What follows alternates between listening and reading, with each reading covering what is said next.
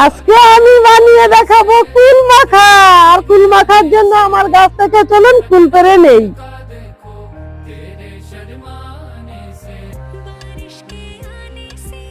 এখানে কুলগুলো আমি সুন্দর করে ধুয়ে নিয়েছি আর সাথে 2 পিস লঙ্কা নিয়েছি।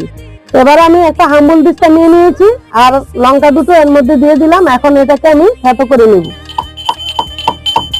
এখন আমি সামান্য কিছু ধনিয়া পাতা দিয়ে এগুলিকে থেতো করে নেব। এখন আমি এর মধ্যে কুল দেব, কুল দিয়ে এভাবে থেতো করতে থাকবো। এখন আমি দেব একটু সরষের তেল, অল্প পরিমাণে বিট নুন, অল্প পরিমাণে চিনি।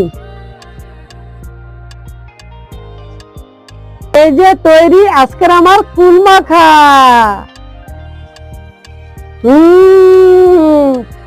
দারুণ মজা।